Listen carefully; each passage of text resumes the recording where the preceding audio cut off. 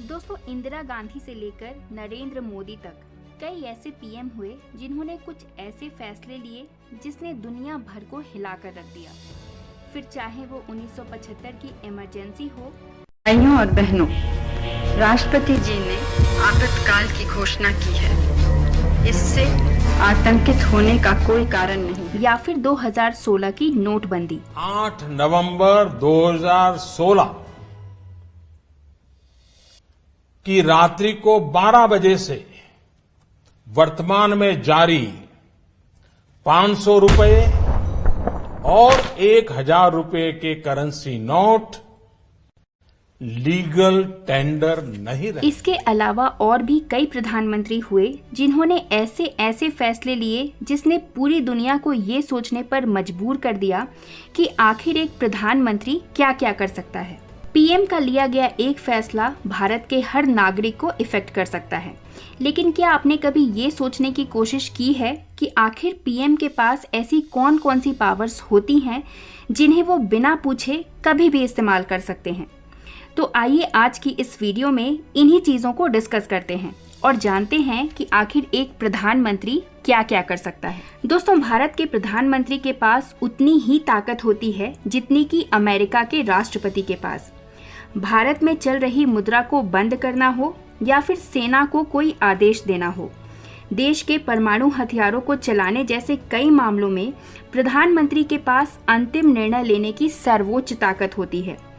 प्रधानमंत्री के पास वो सारी शक्तियां मौजूद होती हैं जो अमीर से लेकर गरीब इंसान तक हर किसी पर असर डाल सकती हैं। हमारे संविधान के अनुच्छेद 74(1) में कहा गया है कि राष्ट्रपति की मदद करने के लिए एक मंत्री परिषद होगा और इस मंत्री परिषद का लीडर प्रधानमंत्री होगा, जिसका साफ मतलब हुआ ये कि राष्ट्रपति इस मंत्रिमंडल के अनुसार अपने कार्यों का अनुसरण करेंगे और इस तरह से वास्तविक कार्यकारी शक्ति मंत्री परिषद में निहित है, जिसके वास्तविक कार्यकर्ता होते हैं प्रधानमंत्री।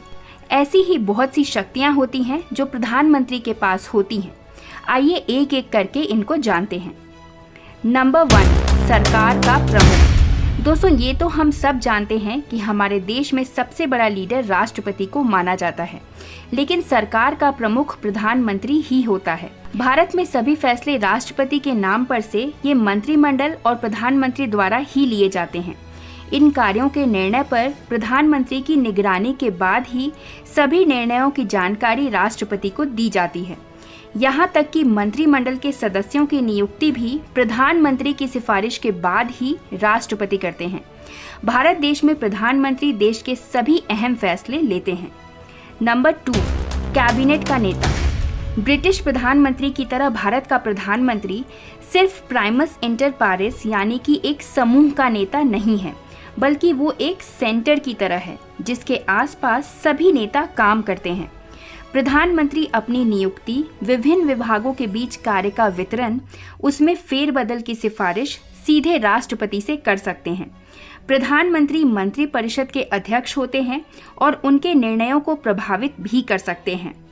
यहाँ तक कि राष्ट्रपति से किसी भी मंत्री के इस्तीफे के बारे में भी बोल सकते हैं। यही कारण है कि जब प्रधानमंत्री की किसी कारणवश मृत्यु हो जाए या वो इस्तीफा दे दें तो पूरा मंत्री परिषद भंग हो जाता है। नंबर 3, सेना का मुखिया। दोस्तों, भारत में तीनों सेनाओं का प्रमुख राष्ट्रपति को माना जाता है, लेकिन इन तीनों सेनाओं को चलाने की वास्तविक शक्ति प्रधानमंत्री के पास होती है। देश की सुरक्षा से जुड़े सभी महत्वपूर्ण मुद्दों पर भारत की राष्ट्रीय सुरक्षा परिषद प्रधानमंत्री को इस बारे में सलाह देती है। भारत का मुख्य रक्षा सलाहकार भारतीय रक्षा परिषद का लीडर होता है और उसी मुख्य रक्षा सलाहकार की नियुक्ति प्रधानमंत्री करते हैं। सुरक्षा समिति देश की सुरक्षा से जुड़ी सभी सिफारिशें देश के प्रधानमंत्री के सामने प्रस्तुत करती हैं और इन सभी सिफारिशों को देखकर ही प्रधानमंत्री अपना अंतिम निर्णय लेता है। इस बात का सबूत 2016 में की गई सर्जिकल स्ट्राइक और पाकिस्तान पर किया गया एयर स्ट्राइक है, जिसकी पल पल की जानकारी भारत के मुख्य रक्षा सलाहकार प्रधानमंत्री को दे रहे थे। नंबर 4, परमाणु शक्ति की कमान। दोस्तों, आज के टाइम में भारत एक परमाणु शक्ति वाला देश है, पर परमाणु प्रसार संधि पर हस्ताक्षर किए बिना हमें NSG में छूट प्राप्त है। किसी भी परिस्थिति में परमाणु बम का इस्तेमाल करने के लिए परमाणु प्राधिकरण का आदेश लेना होता है, जिसके प्रमुख प्रधानमंत्री होते हैं। यानी कि परमाणु हथियारों की पूरी कमान भारत के देश की जनता द्वारा चुनी सरकार में होती है।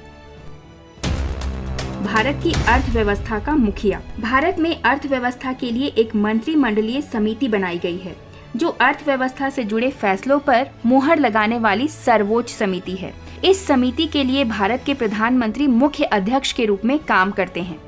ये समिति भारत की आर्थिक व्यवस्था से जुड़े कई अहम फैसले लेती है, जिसमें भारत के रेलवे, सड़क और अन्य आधारभूत सुविधाओं से जुड़े बड़े निर्णय लिए जाते हैं।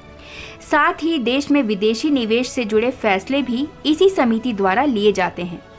इस समिति का निर्णय ही भारत की अर्थव्यवस्था के बदलाव में अहम भूमिका निभाता है। साल 2016 में हुई नोटबंदी के बाद तो ये साफ हो ही गया है कि भारत में आर्थिक मामलों में भी प्रधानमंत्री के पास काफी शक्तियां होती हैं। नंबर 6, विदेश नीति की कार्यपालिका। देश की कुशलता के साथ सभी चाहते हैं कि उनकी विदेश नीति भी मजबूत हो, और इसके लिए बहुत महत्वपूर्ण होता है प्रधानमंत्री का व्यक्तित्व। वो प्रधानमंत्री ही होता है जो देश के बाहर रह रहे देशवासियों की सुरक्षा और हक के बारे में बात करता है। नंबर 7, अलग विभागों का प्रमुख।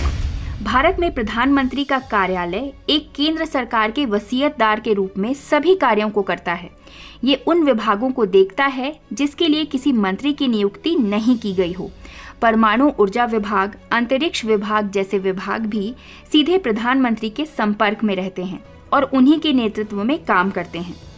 नंबर 8, संसद का प्रमुख नेता।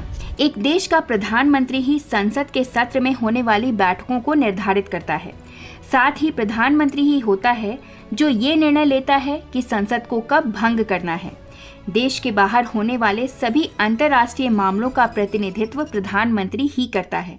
प्रधानमंत्री देश के साथ और गठबंधनों वाले देशों से भी निपटने का कार्य करता है। तो दोस्तों, ये थी भारत के प्रधानमंत्री की शक्तियों की एक झलक। अगर एक एक पॉइंट को डिटेल में जानें तो और भी कई चीज़ें सामने आएंगी। आशा करती हूँ ये वीडियो आपके लिए यूज़फुल और इन्फॉर्मेटिव रही हो। अगर ये वीडियो आपको पसंद आई है तो इस वीडियो को एक लाइक ज़रूर करिए। अगर चैनल पे नए हैं तो चैनल को सब्सक्राइब कर लीजिए और ऐसे ही अन्य वीडियोज़ के लिए हमारे चैनल से जुड़े रहिए। जय हिंद, जय भारत।